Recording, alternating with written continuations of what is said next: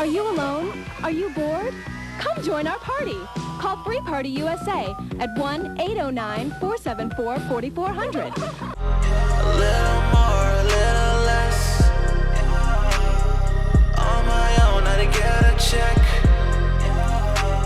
They laughed at me when I tried my best. They laughed at me when I tried my best. I don't love her just for sex. So Ryan Garcia finds himself in the headlines again for the wrong reasons. Ryan Garcia, you a big cheating ass motherfucker. But this time for a racist rant against black people and Muslims. According to CNN, Ryan Garcia has been expelled by the WBC, which is World Boxing Council, following a social media live stream where he repeatedly used racist and discriminatory language against black people and Muslims.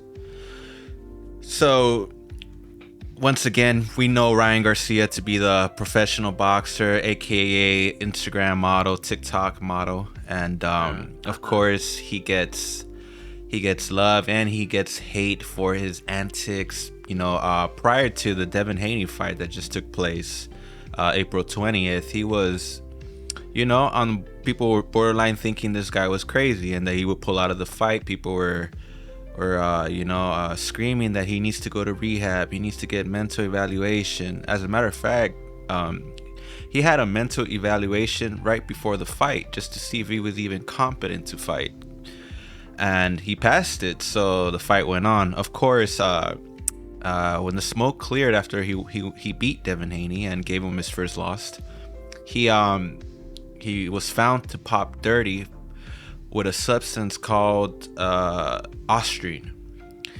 Garcia claims that he got it by trying to lose the last 3 pounds and try to make weight 2 days before the prior fight, and said it was tainted supplements, the source of it.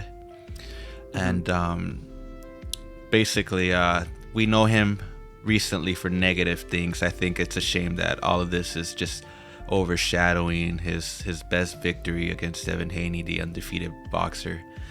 And I guess with Mike Tyson, to quote Mike Tyson, everybody has a plan to get punched in the face, and Ryan Garcia is like living, breathing proof of that. I'm sure he had before any of this, I thought Ryan Garcia was clean cut and not all of this. And all of a sudden he loses tank, and now it's just like whatever he has to do to stay relevant in boxing, I feel like he's doing it. And now this is just the latest of his antics.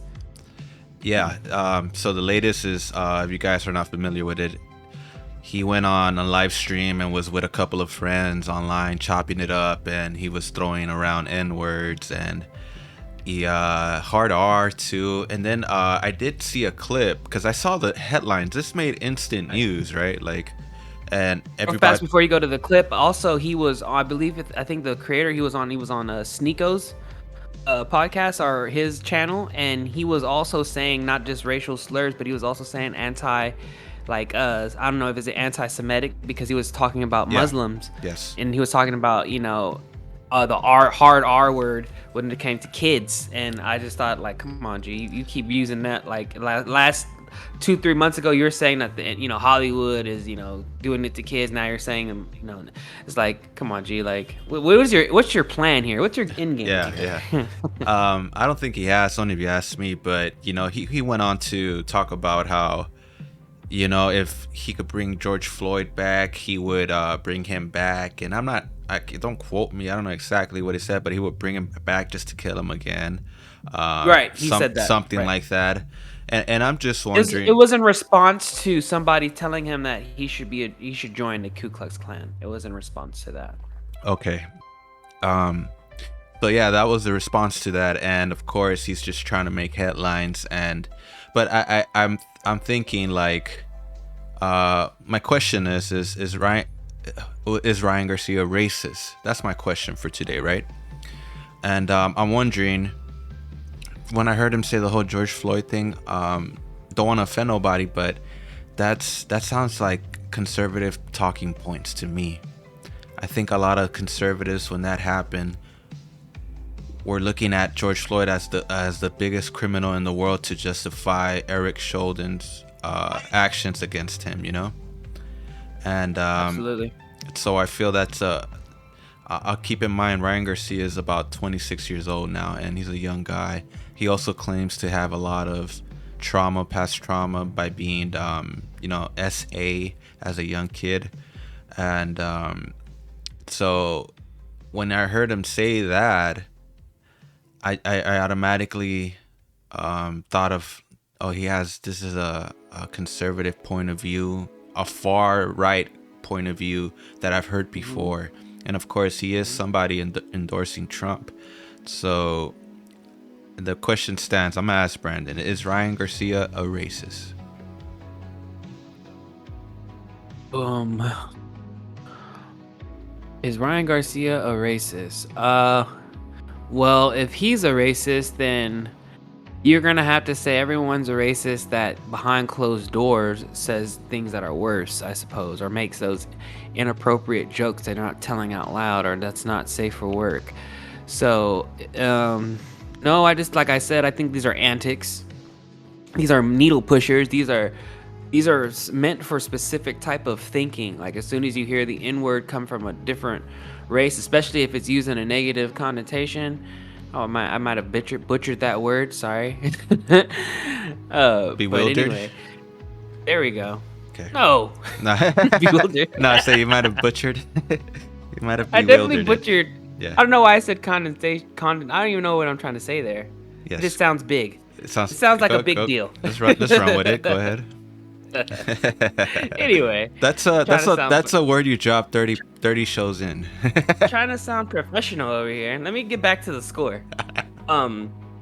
So with Garcia, I'm saying he's not racist because in the world, a lot of people, drop racial little tic tacs or little, stereotypical things. I feel like just for those views, and like, I haven't seen enough yet because like, I feel like racist people don't just do stuff for shock value. They're literally, these are his morals, I don't know. I've seen black people on his team, but I'm not saying, oh, he got a black best friend. I'm not saying that. I'm just saying, like, I feel like when you're racist to the core. You believe that your race is the most dominant race, or I believe that because first of all, racism is a taught thing. So whatever was taught to you, like if you say, like, for instance, in my experience with a lot of my ex-girlfriends that were Hispanic, their mothers used to not like me because I was black, and he had dubbed me Negro el Gato. You know what I'm saying? So El Gato Negro. Like,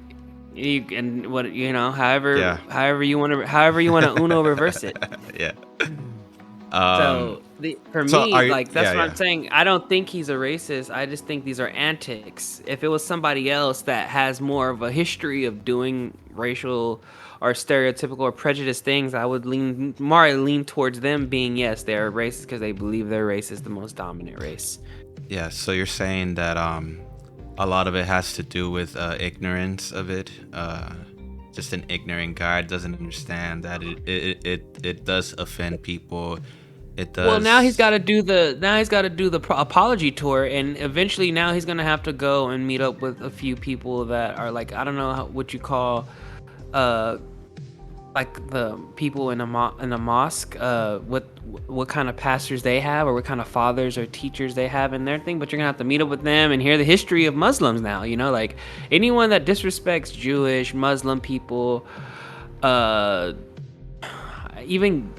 No, you can't say that. It's a religion. Any kind of religion, and a group is offended. You have to go and do your rounds. You have to go and do your history. And look at Nick Cannon a few years back when he said the bad stuff about the Jewish people because of ignorance, and then he went to learn about it. You know what I mean? Yeah. Because he was on his straight up black militant shit. And what he learned was to shut up. He learned to shut up, but he also learned to not speak nothing that's not factual, as well. Yeah, I think he might have hit some points, but at the same time, at what cost, right? Yeah. I agree that there's worse things going on behind doors. I just don't. What I don't understand, and Brandon brought it up earlier, is what is your end game here? What was the point of that? Do you really have to let that out? What I didn't like, to be honest with you, is that he was trying to hide behind his mom having cancer. I didn't like that. He said, "You think I care what people think? My mom has cancer." That I thought was just cheap. I thought that was a cop out. I Like, get. boo, I'm sad. You think I care if anyone It is sounds sad? like it. It sounds like it, but it also sounds like a young man lashing out because he doesn't know how to deal with his mom having cancer. You get me? Like, yeah, I could see that. Like what you're saying. It goes like, both you ways. You know what I mean? chalk it up. Yeah, chalk it up to my bad or my recent like It's like meltdowns Well, are caused because I don't know how to handle my mom having cancer. Now imagine this. What? Imagine That's a hell of a imagine- meltdown, dude. That's a hell of a way Check to let though. it out, It's you know? multiple meltdowns, but check it. It's not. It's something gradually happening to him because over time, as somebody who's experienced this, over time you feel helpless and you don't know what to do. So you become like you're useless, especially if it's someone you love. I don't think Ryan Garcia puts any girl above his mom, obviously. So let's just go ahead and say that he loves his mom. You know what I'm saying? Does he know his dad or is he just his mom? No, he knows his dad. As a matter of fact, I also wanted to bring up the point that during the press conference for Haney Garcia, his dad called, I think it was his Haney's dad, Bill Haney. He called him he's nappy headed or something like that. The dad. There we go. Yeah, so this is definitely learned behavior, but I hear what you're saying, that the mom is passing away and doesn't know how to deal with it. That people deal with it that is different. the surface. That is the surface. But the reality is it's also your excuse. And No, let's it can't. be It can logical. become. It could start becoming an excuse after one time, two times, then you're just like, okay, I'm being self-destructive because I don't know how to deal with this. You know what I'm saying? Once Yeah. you do that, then now you know you're being self-destructive, right? Yeah. So now that you've announced that the reason why you're being self-destructive and you continue to do it, and you're not even showing like, not like you owe us anything, but you're not showing anybody that these are just antics, you know, like they're not. It's not because you're having a meltdown or a cry for help, right? Yes. This isn't a cry. If it was a cry for help, then I don't know. I wouldn't think he would have went this far with this route. Like a lot of times when I see this out of nowhere from people, I'll be like, maybe it's a cry for help, and we're so fast to put people on that cross and throw stones at them and shit. We don't ever just take the time to wonder why they're at this point.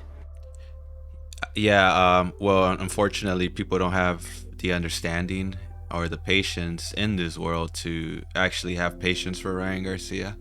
But one thing that is interesting I wanted to bring up is now when I first started like getting into boxing, it quickly became apparent to me that it was a lot of racial politics and a lot of racial biased YouTube channels that are actually the backbone of the boxing community. You know, like boxing community, that people come together on YouTube to watch these YouTube channels. And now there's this branch of YouTube channels that they call themselves the LDBC. What's that? Lions Den Boxing Channel or something like that. But it's a collection it's a collection of a lot of YouTube channels, and these guys are pro-black. And they're also, some are known, I don't want to say all, but some are known to be very racial and very racial narrative. Everything has to do with, you know what I'm saying, that the black people are being held back in boxing, that an attack against Mexican fans. They're known for that, so they're also hated. The biggest channels on YouTube don't like those guys, so they're a small niche, right? Yeah. But there's this, probably the biggest YouTube channel, Showbiz the Adult. Shout out to him, Showbiz. He when Ryan popped dirty for Austrian, he went out of his way to prove him innocent, you know, and he kind of started breaking the case that it could be tainted supplements and that it's bigger than Ryan Garcia. But while he was doing that, you know, all the black fans were calling him a coon for riding for the guy who beat up the black guy in Devin Haney, you know. And he's all like, it's not even about that. When the black fighters pop dirty, I'm also trying to understand that as well, you know.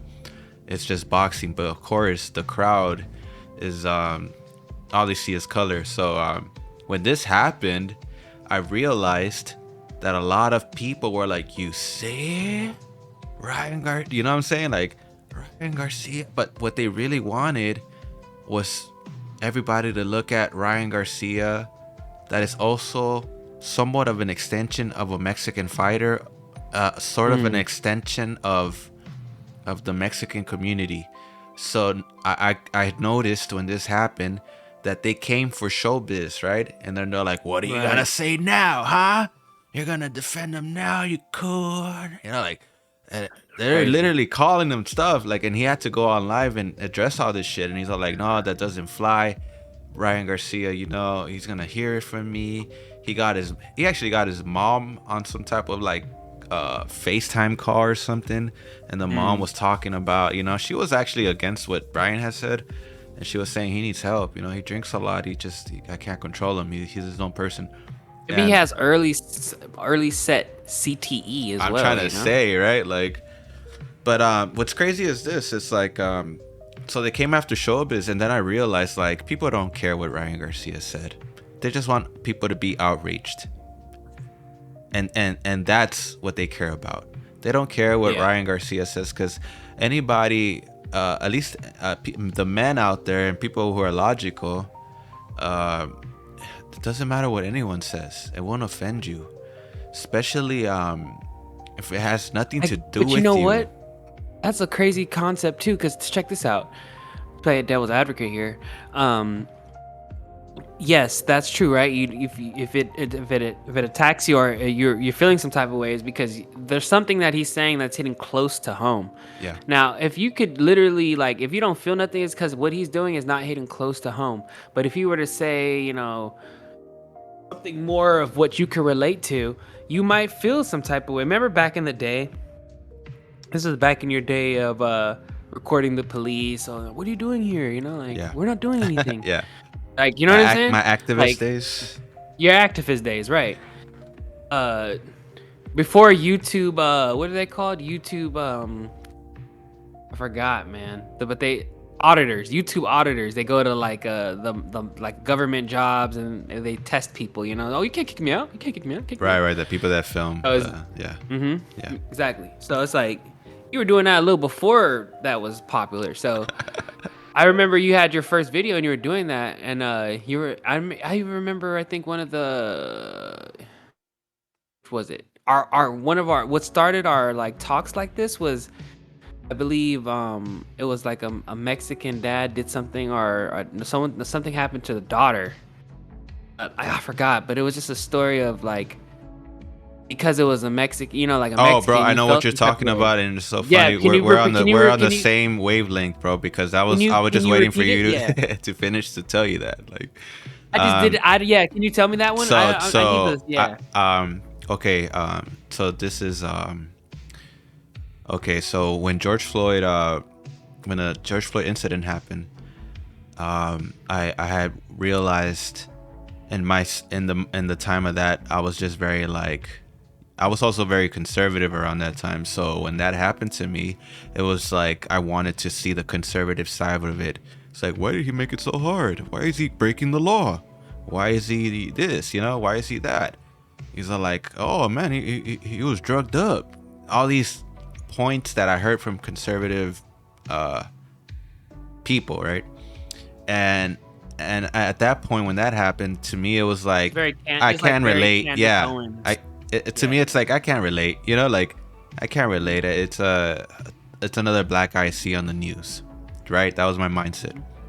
Right. And then you know, I don't know, maybe a month or something passed by, and I saw another video of a cop pulling over this Mexican kid walking around drinking beer or something, and he wasn't harming anybody.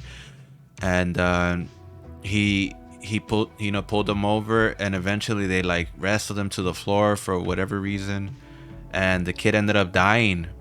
And for and when I saw that, the person resembled my brother. Yes. So to me, it felt more close. And this is the great lesson I learned in life here. so I felt all the emotions then that I didn't feel for George Floyd, right? And I felt them then, and I just remember like jumping on the YouTube comments like, "Dox these guys, we need to get that."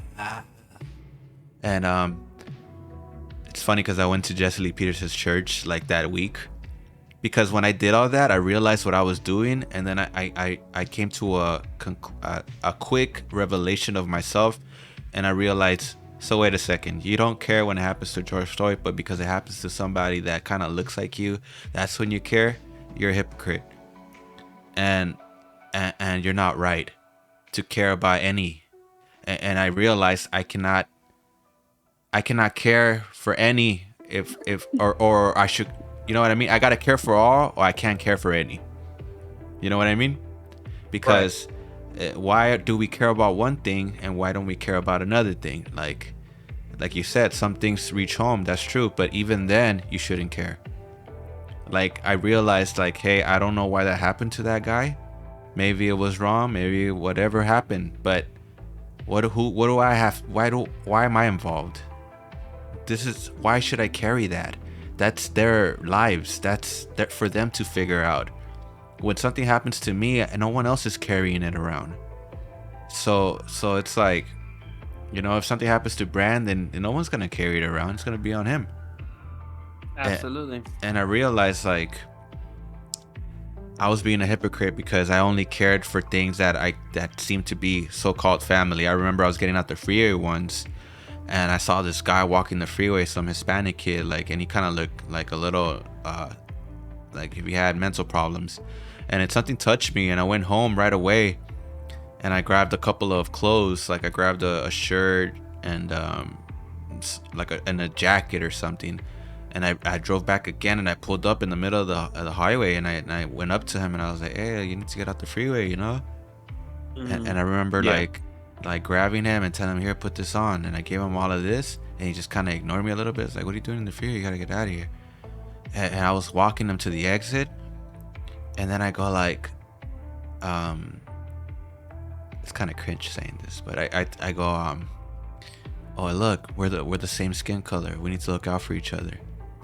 And then he started walking in front of me. He just dropped the jacket and the shirt and ran off. And I just remember thinking, like, I'm being controlled here, you know? Because I am a person who believes in God, so I believe in a spiritual battle.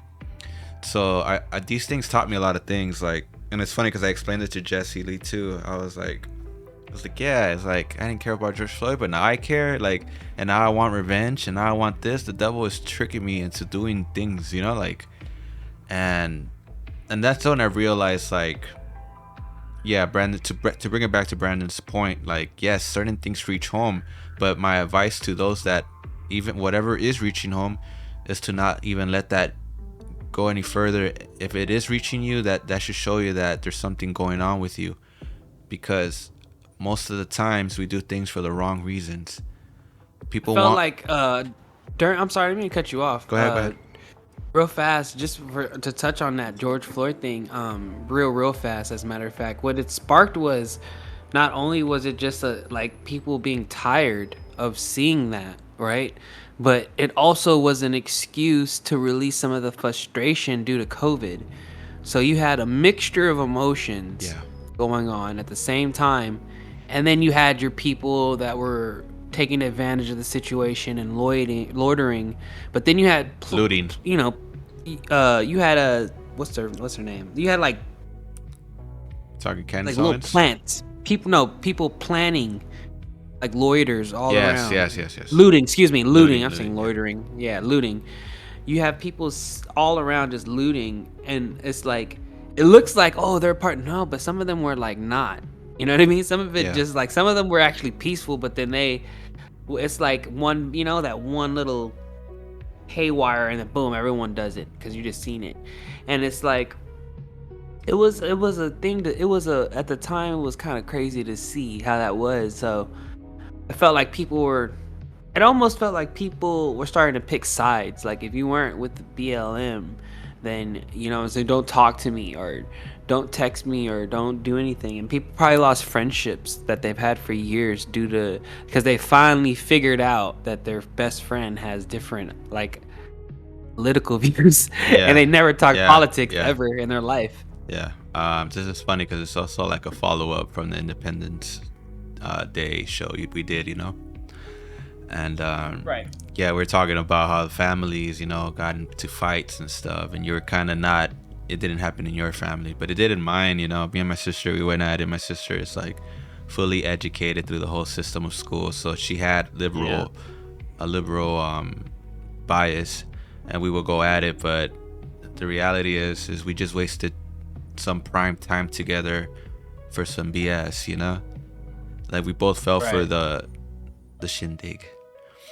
But yeah, no, I mean, like the only black girlfriend I ever had, like she was pushing me into a corner too. Like she was like, if you don't, she was like posting about that a lot, and she eventually like started saying like, if I see you guys, whoever's not posting, I see you guys. You remain silent during this. I was like, oh shit. I was like, she's talking about me. But did you feel pressured? Did you feel like you needed to just get a tattoo or something? Just from her. No, I don't know about a tattoo, but just from her. On the forehead. The only pressure I felt was from her, and then of course you had like the conservative dweebs that were like, "Oh, I stand with Derek Chauvin." They even know his name. Like he's a hero to those guys. Like, you know what I mean? And then yeah, so the only pressure I felt was from her, but I know that you felt some pressure because if I'm not mistaken, I don't think you did post anything. Maybe just a soliloquy of like a kind of like your thoughts through everything. I posted the thing of all the names, and for me it was just I had very mixed feelings about everything, just because I didn't know how to feel because I've always been excluded. So like and I just wanted like people to not do like what they were doing. I didn't want to see a person die like that or hear a person die like that unfairly and unjust. But I'm never gonna deny and say that there isn't like a history of black males just doing mundane things and then getting killed. So yeah. People could chalk it up as, oh, he's a criminal. People could say, well, he was another black man. Whatever you want to say, it's something about how he looked. You know what I'm saying? Because he had posed no threat. Because of how he looked. Yeah. Because what you assumed, you had to, you detain him in that manner. So, yeah. And ultimately cost his life. So if they were better trained police officers, they would have been able to, what? De-escalate the situation, as opposed to escalate the situation. What you never do is crowd somebody who already feels like they're suffocating. What I mean by that is, if somebody is already feeling that defensive and anxiety, why would you never grab them? I work in health field, and when we deal with mental patients, I don't grab them because they're getting crazy. No, I give them the space and talk to them like human beings so they can come down back to earth. Because they're in their head, they're in their world. So when he's doing what he's doing, if he got loud, because something had to happen for them to want to put him to the ground. You know what I'm saying? Something loud, or no, I'm not doing it, right? If no, I'm not doing it, sir, you're just gonna have to keep talking to him. You know what I mean? You're just gonna keep talking to him because your job, you're a peace officer. You're not the judge, RoboCop. jury, and executioner. Yeah, you're not RoboCop. You're not Judge Dredd. You know what I mean? Judge Dredd. Oh, illegal parking. Guilty or not guilty? Not guilty? I knew you'd say that. You know?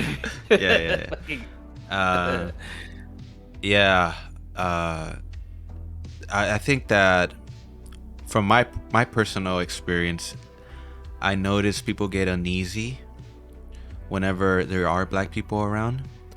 And I wonder why that is, because I don't feel that way, but I do notice certain people try to start acting harder than they are.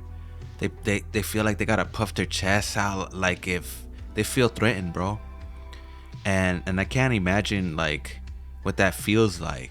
even though I kind of get a sense of it whenever I'm in certain areas, like I do get a sense of that, it just being Mexican. But like a black guy would just stand out, like especially somebody who just happens to be from the hood, like, and they walk out there and people feel like they gotta puff their chests out and they're combative, and I think that's what I notice that a lot, bro. Wherever I am, people feel like they're attentive, like, oh, and I'm wondering, like, what the hell are you so scared of, like, but that is America, bro. Like that, I mean, there's this song, dude, like it's like the house, it's like a country song from back in the day, and it goes, the house next door to me was sold to N-words, and then I was like, damn, that people really bopped to this type of shit back in the day. Like they really built a country that way, You ain't never heard of that movie Birth of a Nation? Nah. That's like, it's like, I don't know, it's like weird because it's a Ku Klux Klan movie. Yeah. But it's like another movie that's I believe they said is revered in cinema because it was like the first of its kind. So Yeah. it's like, it's really like, what, like if you want to know what the Ku Klux Klan thought about black people back in the day, if you watch that movie, that's what it was. So pretty much they depicted Ku Klux Klan as almost like superheroes, right? They were costumes, and the black people were thieves, and just, well, I think that's what everything bad, anything bad. Yeah, that's the thing. It's and that's unfortunate that that's how it is here, because not everybody is like that, so you just get stereotyped. And I don't like, I'm starting to not like that word stereotype, because the people hide behind it. Stereotypes exist for a reason. You sound so stupid. Because every time we see somebody doing something and it happens to be your color, dude, are we gonna talk like that? Like Right. if you look at the mass shootings and realize, if I'm not wrong, 99% are white people. Are we gonna just start calling white people, you know what I'm saying? But just mass murderers. Yeah. Right? Oh, you're a mass murderer. Oh, stereotypes exist for a reason. Like, come on, bro. We're smarter than to realize that we like, gotta let's go keep back. it 100. Like Yeah. the other day, saying that a black job is a drug dealer, like that's a stereotype all day. That's a stereotype that's not even true to begin with. The highest people selling drugs are Hispanic at about 47%, and yes, there's more of them. There's probably double more than them, so they're doing it twice as much. So it's just an even bigger number. But what I'm saying is, and I say that without any guilt or anything. I am Hispanic, but I say without any guilt because that's not me selling drugs. So if you want to point it at them, okay, that's cool. But I'm not selling drugs. So don't lump me in with people, because then I gotta put up with everything. I gotta put up with their downs and their ups. And of course, I preach, be yourself, be your own man. And anybody who's lived long enough and has been paying attention long enough knows that you have to be your own man, because even your brothers or your best friends are not gonna hold you down, So you gotta be your own man, and so don't be a part of no monolith or anything just because that's how it's supposed to be. Men are alone, They build their own families, and that's really what their people are. Their families, and they can't be held liable or thrown into a stereotype, and stereotypes are not true. You can say whatever you want, but in my life I have not seen stereotypes to be true. I think you're misunderstood. And also these cops don't grow up in the neighborhood. These cops come from Orange County, Riverside, I don't know where the hell they come from, and then they come over here thinking they're playing GTA 6, and they don't understand people. They don't know people from the hood. They don't know some people are just hanging out. So what are the kids smoking weed up the street? Leave them the fuck alone. He ain't doing anything. But you want to look for your thrills. And we know that the cop system was designed to keep black people in check. This is just what it is. Like, and they treat it that way. We'll just keep people in the ghetto in check, that poverty line. Well, the ghetto started with with black people, bro. And of course, like, some Hispanics and stuff, but of course, like, the separation between white and black started that. Right. That's why you see, you go to the nice neighborhoods, you don't see as many cops. Everything's nice. There's not a lot to worry about. But over here, all day, every day. Well, what's funny is you become like not numb, but you almost need the. Yeah. We call them ghetto birds, but you could call them helicopters. You definitely need that to even just go to sleep. Yeah, bro. We're so used to crime out there, and we're used to hearing it all happening.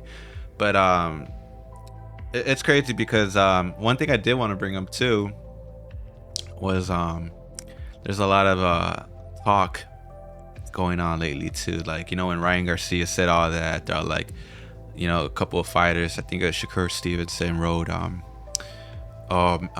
this dude's not even Mexican, don't claim him.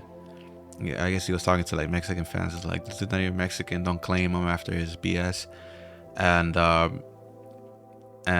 there's this group called Shoreline Mafia, and the two main rappers in it is Phoenix Flexin and OGZ or something like that. OGZ. Mm-hmm. And OGZ is a Hispanic guy, Mexican guy. Mm-hmm. And 6 years ago, he was making like headlines because he was saying the N-word on the songs, and people thought he was white because he was light complexion. And he went on Vlad. And I remember them. Yeah, and he went on Vlad, and they asked him, like, Vlad TV, and they asked him, Aaron Moki reminded me of Beastie Boys, low key. yeah, and then they asked him, Phoenix Flexing, which is, I think he's like, he might be black, Puerto Rican or something like that. Oh, okay. And they asked him, how do you feel about him saying the M-word, if he's not black? And then he was like, man, I don't give a fuck about none of that. That's my homie, this and that. I don't give a fuck about none of that. So anybody got a problem, they could come see me too, and he said that. And I thought about it like this was my second question today for you guys and Brandon. Are Mexicans allowed to say the N-word? Now, I say Mexicans because I'm not talking about Hispanics. I'm talking about Mexicans in particular. Are they allowed to say the N-word? So thoughts, Brandon?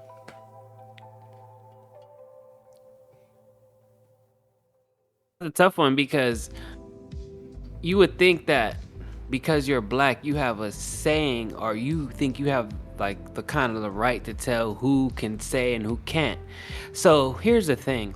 I guess that's based off how you take the person is saying it, because a lot of black people really just kind of don't care because they're maybe non-confrontational, or it doesn't hit them, or it's not coming from that demeanor or whatever. But it's something about that hard R, or it's something about that, like coming, like you saying it in a type of way that is just evil. Like now people at this point, at this time and age, people are kind of like overreacting to it because a lot of TikToks make funny videos about it, you know what I'm saying? So now people are really standing on it. So if you literally walk past somebody who don't want to, because there's just people exist like that at the end of the day, bro. Like there's not gonna be someone who just accepts anyone just saying free speech, because let's be real, like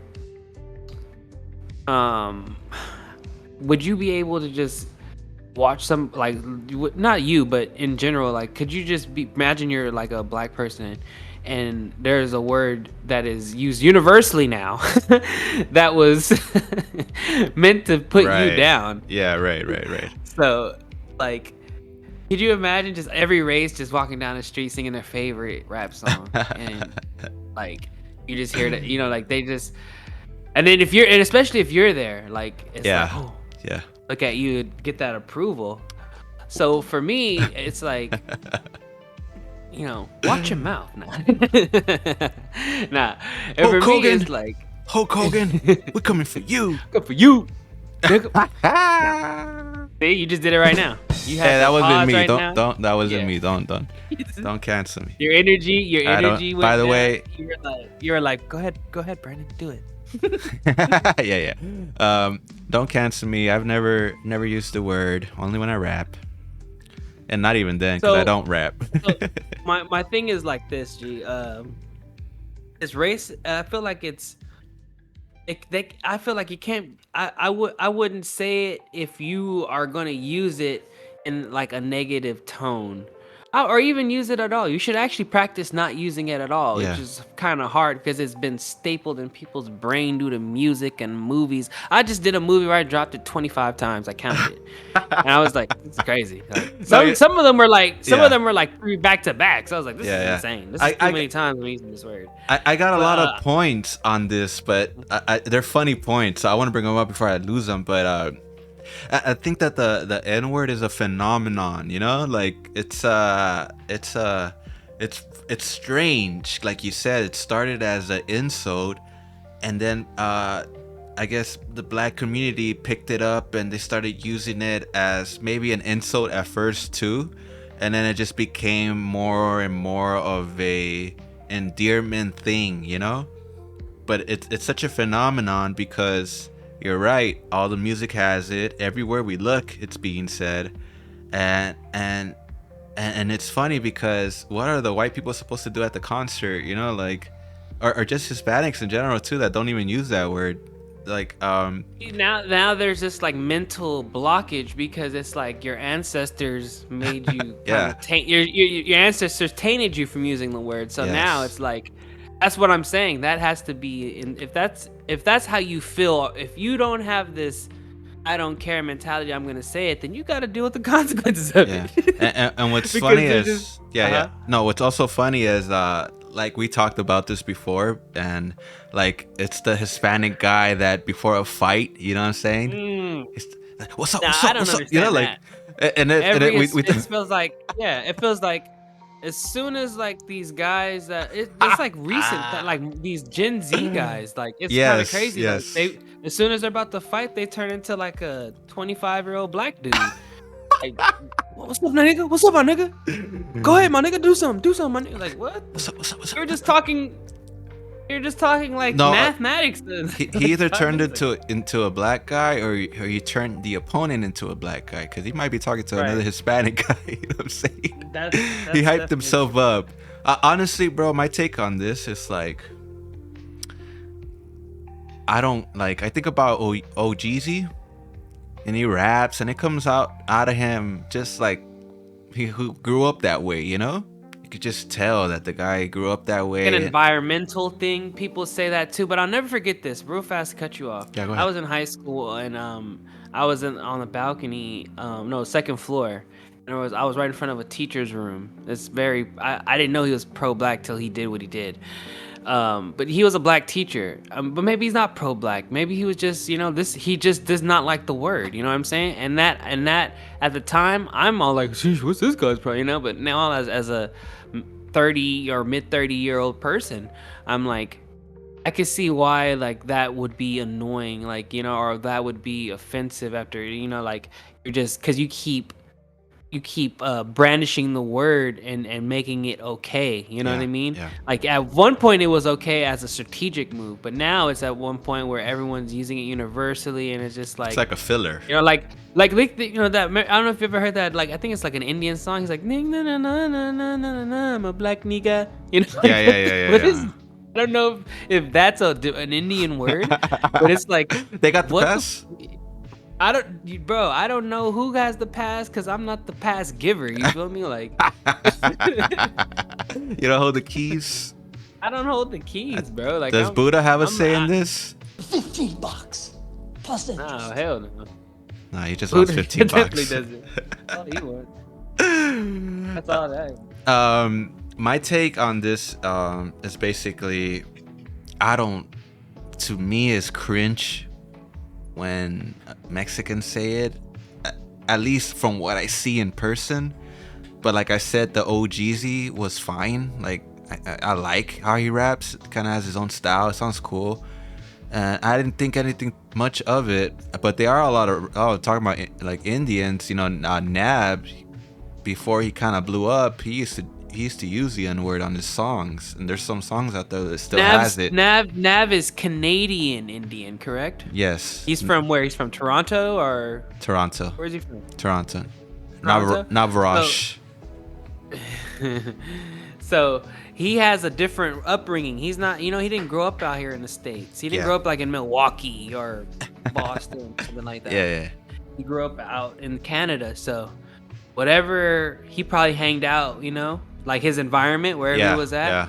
Or not knowing, was his family rich? I don't know. No, I don't think so. He was making music on a cheap laptop, he said, so.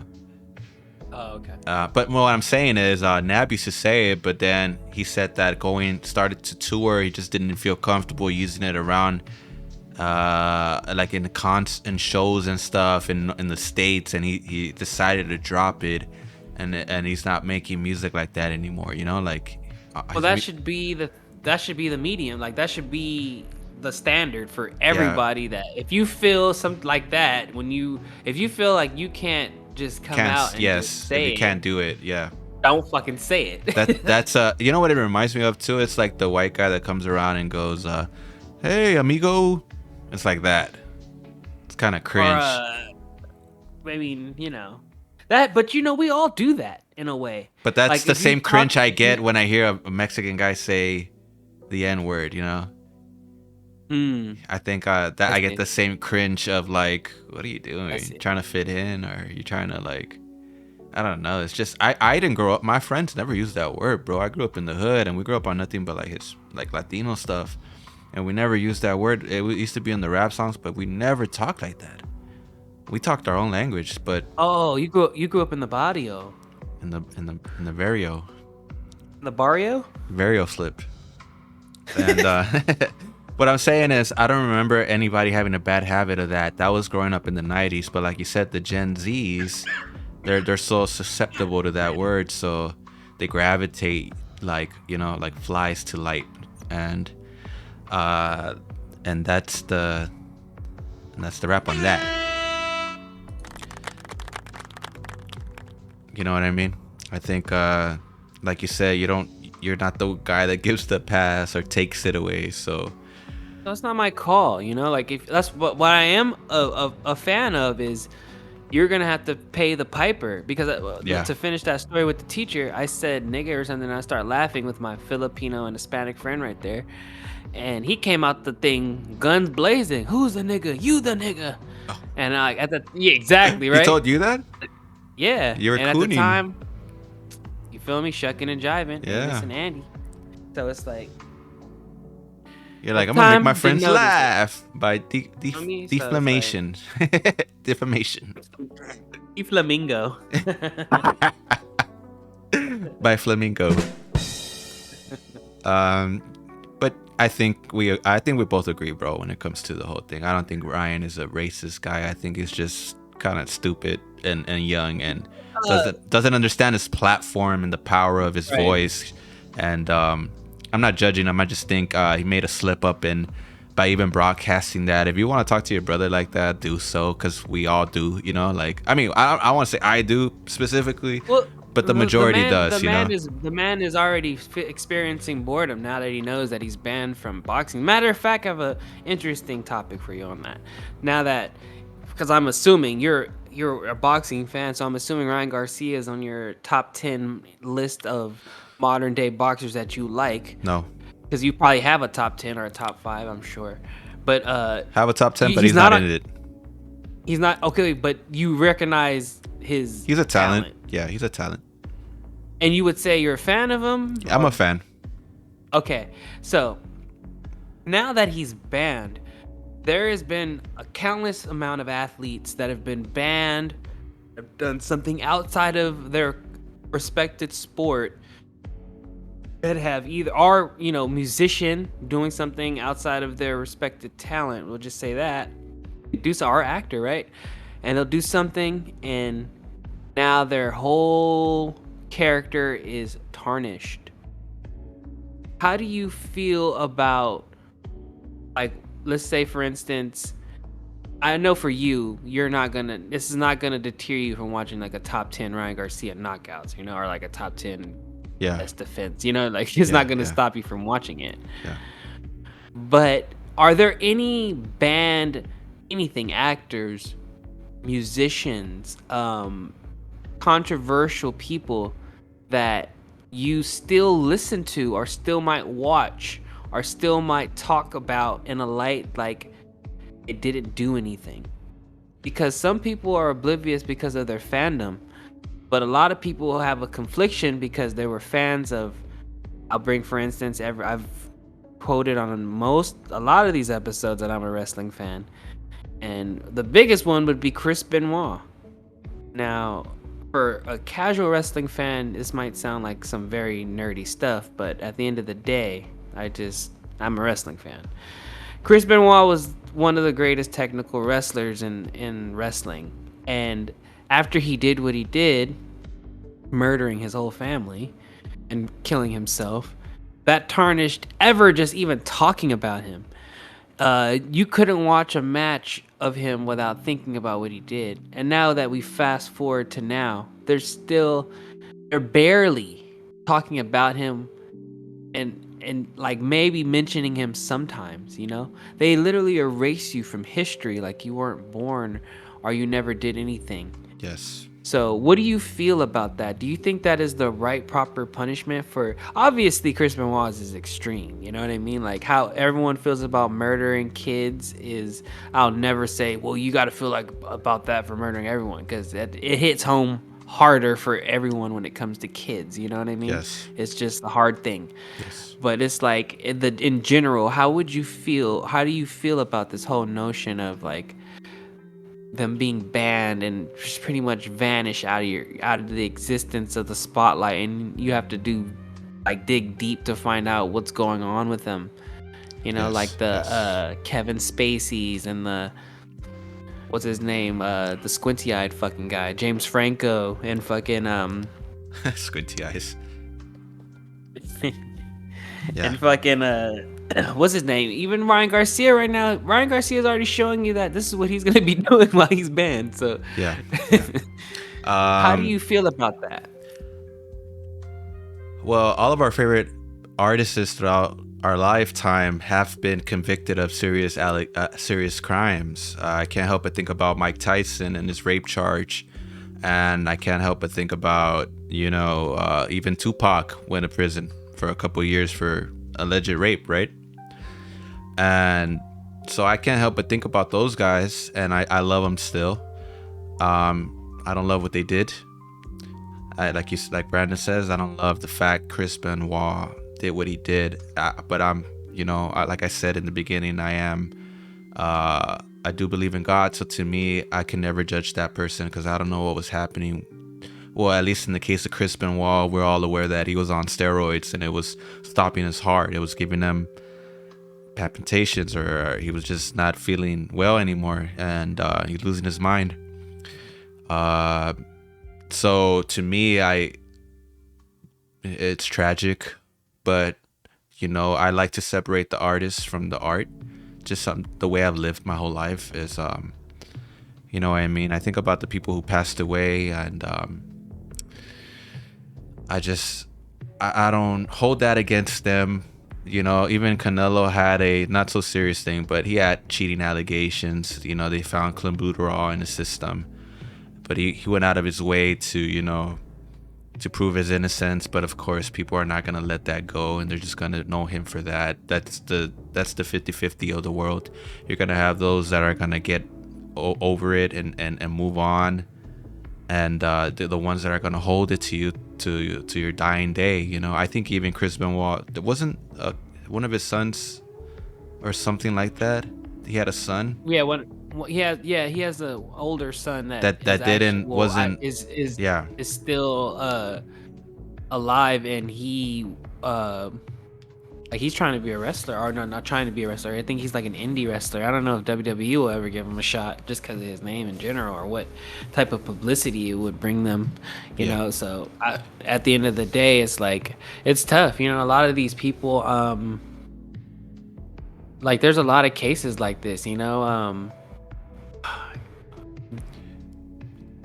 Seau. There's a guy named Junior Seau who used to play for the Chargers defensive end. And he had CTE as well. Like Chris Benoit had CTE. He used to do a diving headbutt. You know what I mean? Like, yeah. It's not a CTE. Good move. There's another wrestler named Kid Dynamite who had irreversible spine and other injuries due to a diving headbutt, you know. So anyone you see doing a diving headbutt, you want to just fucking brace.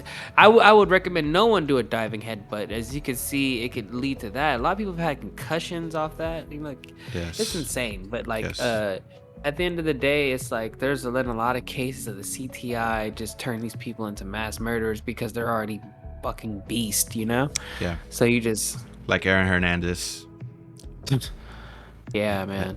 He killed, I think, his wife, and I'm not sure what else he did, but then No. himself. He didn't kill his wife. He didn't. Aaron Hernandez, he had plotted to kill like his friend or something like that, and then he went to it was a whole thing. It's crazy. So yeah, like it's crazy that I don't know. I believe in second chances, you know, but. Am I right or wrong? I can't say. You know, I'm not the one to say that I'm right in my opinion. Of course, we all have our opinions, and we gotta respect them as much as we can. Of course, I could be wrong, and maybe it's unforgivable, you know. But as far as I know, nothing is unforgivable for God. So, to me, I hold on to that. You know, that nothing is unforgivable, and that's the way I live. I think. We're on a constant, even with ourselves, we're in a constant battle of judging ourselves and shaming ourselves, and then we carry guilt and stuff. And I think that's I think that's just a trick of the devil to me. So to look at somebody and just see them as the things they've done before it's not fair. You know what I mean? It's like, imagine looking at somebody and all you can see is what they've done to you before. That's a hell of a way to live. So I choose not to do that. I rather, you know, like say Ryan Garcia, I don't want to look at him and think, oh, he's a racist, dumbass kid. I just look at him and be like, well, you know, he's growing. I don't know. I probably would have done worse if I was in his shoes. I don't know, you know, not racist stuff, but who knows? Maybe get a couple of girls pregnant, end up over here. You know what I'm saying? Get into drugs. I got all the money in the world. Who knows where my downfall would be if I had everything. So I can't judge a person for falling short. We all fall short every day. So to me, it's a shame. Chris Benoit, you know, like Brandon said, he's a great wrestler, and you know, he's one of the greats I grew up watching. So it sucks that that's how he went out, but we learned from that. I hope everybody learned from that. I hope they're drug testing these people now and taking care of them. I don't know what the deal with wrestling is today, but you know. Basically that, bro. What's your take on it? Do you separate the art from the artist? Well, I guess not really, because haven't watched a Chris Benoit. One of the greatest Chris Benoit matches was the WrestleMania win that he won the championship. I've never rewatched it. I just seen it like a highlight of it, and it came back to my brain. Also, like I never really bumped R. Kelly. There would be times where I would want to hear a song. I haven't bumped R. Kelly since. And P. Diddy, you know, one of my favorite songs was, you know, Bad Boy for Life. So it's like, I feel super conflicted even just playing that. So at the end of the day, this the remix to Ignition, hot and fresh out the kitchen. I hated that song. So Mama that wasn't. Oh no, I'm a flirt. Soon as you. Nah. Those are my songs. Those are other people's. For me, I like more of the, you know, I believe. You know, give me some of that. Yeah. No, give me some of the in the closet what's song. What's the one? The in the closet song. I know someone's birthday somewhere. No, the fucking the collab with the Isley Brothers. Oh no, yeah, those are classics too. You know what I'm saying? But the TV. nah. What the hell is going on? It's like when I wonder how people felt when O.J. Simpson passed away. You know, like did they feel conflicted? You know what I mean? Did they feel like, oh, you know, who cares? Or did they were like, oh, you know, the juice, you know, one of the greatest running backs in the NFL history just died. Yeah, It's so weird, right? Yes, he had a fandom for sure. I don't know. I don't get the whole O.J. Simpson thing, honestly. So Like, did Charles Manson. Charles Manson Yeah. had a fucking fandom. Yeah, these dudes You know end up what I having mean? them. So- They feel like- people relate. It's crazy. They kind of live vicariously through them too. And yeah, bro. I mean, think about like Kurt Cobain. I'm thinking about Kurt Cobain right now. Like, he killed himself. And by the way, do I applaud him for that? No. I love the music. Am I thinking of killing myself? No. But I like the music. Well, I think that's a little different. Like with people who, like, there's a lot of people who listen to Mac Miller and get emotional because, that was one of their favorite artists. Or there's people who listen to Linkin Park and Right. get emotional, right? But is that not the same? Kind of. When you listen, if you listen to Alice in Chains and you're listening to Rooster and you're realizing you're not gonna hear this guy sing anymore. They You know what I found mean? a way to kill me, and eyes burn with stinging sweat. Feels like I'm being nowhere. Yeah, A lot of people can't dance to that, but they could definitely sway to it. it ain't no Dungeon Dragon, right? Yo, this is 40 fans. Get that one. We're not there yet. This is 30, so. Yeah.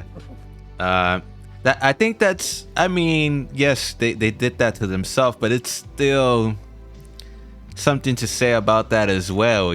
Like, when I get what you're saying. Like, I think about like Chester. Him doing that. People do get emotional, but I'm saying, I think people think that because you like an artist that you're like them or something. You know what I mean? Yeah. Like, oh, I like Mike Tyson. Oh, you must be into that. Like, no, I just like Mike. I Yeah. fought. I don't care what happened outside of the ring. Like, had nothing to do with me. Like, but Well, just because people associate it with things like, oh, if you could like that, then if you agreed with Hitler, then you know what I'm saying? Like, you would like him too, type of thing. I remember there's a Hispanic cat used to have the swastika in his folder. People used to have weird shit. on their Damn, for folder. real? He had a swastika, and he had a Hitler book, and I'm like, what's your purpose? And he's just like, you know what I mean? Like, what's the deal with that? I was like, what is the shock value? Like, Yeah, what are yeah. you doing? And he's just like, oh, I like what he says. I'm like, dude, what's going on with this guy? Where he's, I was That's like, forgive your hilarious. parents. Yeah. It's funny you bring that up because there's always that one guy. There is a guy named Oscar that I knew, and he would be weird like that. He'd be very like gothic, and I remember I kind of lost contact with him in high school. He didn't go to the same high school as us, and I started I asked, oh, how you been? He hit me up. Oh, good. Next week I'm volunteering for a suicide mission, and I was like, what the hell? And I was like, dude, for real? I was like, you okay? And I was like concerned because the guy seemed to be very like serious about it. So I was that guy was like that too, like, so I get where that guy is coming from. That's everybody has that one guy in their school that's kind of like that, Yeah. Right. And that fool was like, I don't know what he was. He's like, I'm volunteering for a suicide mission. Like that, and he was so into death metal, and I'm sure that guy was too. The Nazi death metal that's like racist, basically. Like, there's a lot of that going on back in the day too. And yeah, bro, it's crazy. What's with all the fighting? We should be uniting. Yeah. No, I mean, I don't think it's gonna happen. I think people want to be separated. No one is united. That's the thing. I think that to think that people could come together and unite, that's a fairy tale.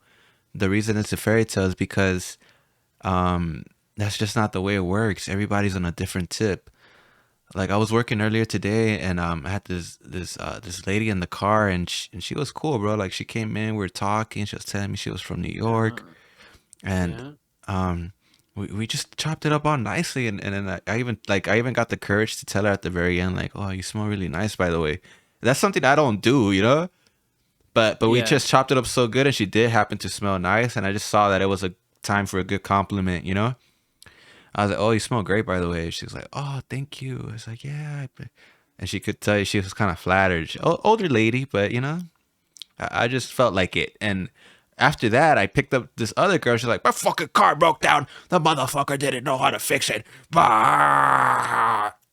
I was like, "Damn, the difference, Nice. Mm-hmm. the difference between a great conversation and then here comes another one, trauma dropping on me, like." And I'm just like, just understanding like everybody has their day. This is their day. You know what I mean? Like I can't say anything. I just gotta listen here. Like, and gave her no advice or nothing. I'm just listening. Like, dude, you just. And if I could have gave her any advice in retrospect, I would have just been like, "This is all your fault." You know what I mean? But she didn't want to hear that, and I was just like, I'm just listening. But I think it's hard for people to come together. Not even families together like that. So what makes you think the masses are gonna get together? Just too many opinions, too many ways of looking at things. It's a maze out there. But yeah, guys, I appreciate you guys being here with us. This is Sturdy. We tackled a couple topics today. Is Ryan Garcia racist because the Mexicans say the N-word? Separating the art from the artist. And I'd like to hear you guys' takes. So feel free to comment, like, subscribe, and you can follow Brandon at Badass Logan Horror Films. .com. You could follow me at Badass Horror Films. Oh my god, you got me saying it now. I'm trying to tell you. Badass Logan Horror Films.com. There needs to be some distinction. I'm telling you. But I will tag it. And of course, you can follow us on Instagram at Gray_Bridgewater. That's me. And you can follow Brandon, Enigma_Nova. That's Brandon. And we appreciate you guys being here with us. You already know it. The boys are back in town.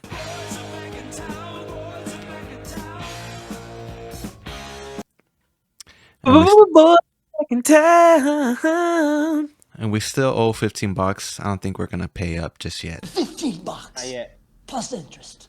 Mark, it's been a hot week. I hope you guys enjoyed your 4th of July. A lot of fireworks here in LA. It was a mess. But Mark, what's the weather looking like tomorrow? We're looking at the detail of today's power. So today, the lightning Yes, go ahead. will not come, but there are more lightnings to come. All right, you heard it here. More lightnings to come, but not just yet. The summer, it's a cruel summer, guys. Try to stay cool out there. Brandon, closing thoughts. You already know I will be here when I can make it. If not, expect the solo dance from Gray Bridge. For now, if you want the horror films content, want to tune in on a live writing session, tune in to Enigma_Nova on YouTube, or you can follow and join the movement with Badass Logan Horror Films.com. Thank you. That's right, guys. First Day Anxiety out now. Go to on YouTube. First Day Anxiety by Brandon Enigma Logan. Is that right? No, I'm but it's mixing. okay. We'll get there. You'll get it. eventually. You'll get it there if you type that. Yeah, you'll get it. But appreciate you guys, and I'm gonna see you tomorrow. Now get out of here.